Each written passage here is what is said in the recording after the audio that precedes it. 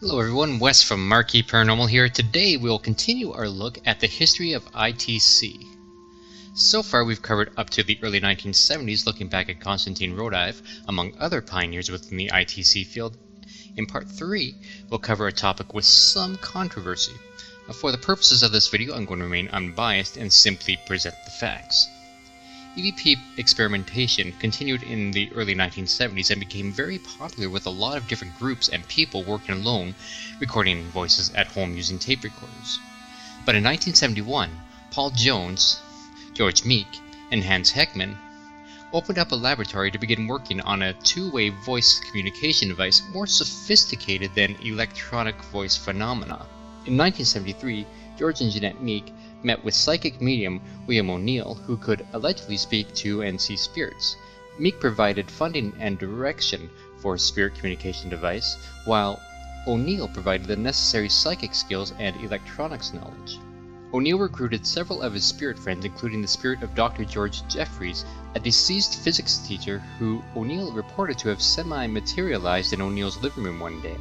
Dr. Jeffreys said that he had come to help with the project. This made for an incredible collaboration between spirit world and physical world.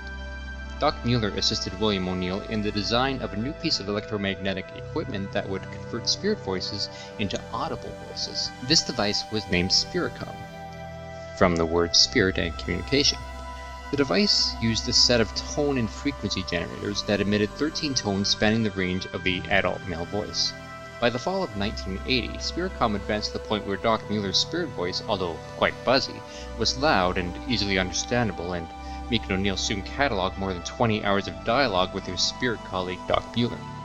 These are reported in some detail in the book After We Die, What Then? By George Meeks. The following is a clip recorded by Meeks and Oneil. You'll hear the spirit voice of Doc Mueller and the voice of Oneil. That's much better right there, William.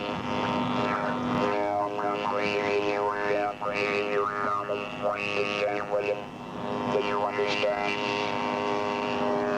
William.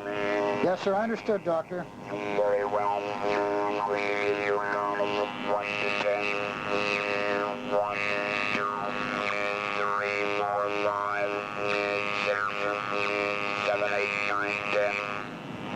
1 moment, William. Okay. Very well. Mary had a little lamb. Was white and snow, and everywhere that Mary went, the lamb said, "Oh, play that line for me, William." William. Yes, sir. Play that line for me. All right, Doctor, I'm sorry, I was lighting a cigarette. Oh, those cigarettes again. Meeks made a trip around the world in 1982 to distribute tape recordings of 16 excerpts of communications between William Oneil and an American scientist who died 14 years earlier. He also published a 100-page technical report giving wiring diagrams, photos, technical data, and guidelines for research by others. Unfortunately, in February of 1987, controversy arose after an article by Terence Peterson was published in Fate magazine.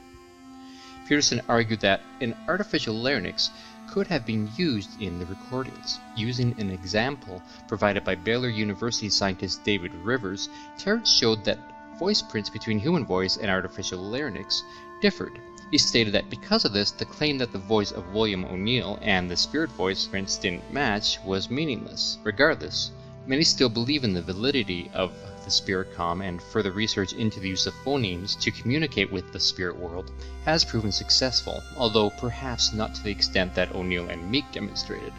The validity of the Spiricom is too big of a subject for this video. Well, that's it for this week's episode of A History of ITC. Now, before you go, let me know in the comments what you believe. Was Spiricom real, or was it a hoax? If you're new to the channel, please consider subscribing. Until next time, stay true, keep believing, and I'll see you in the comments.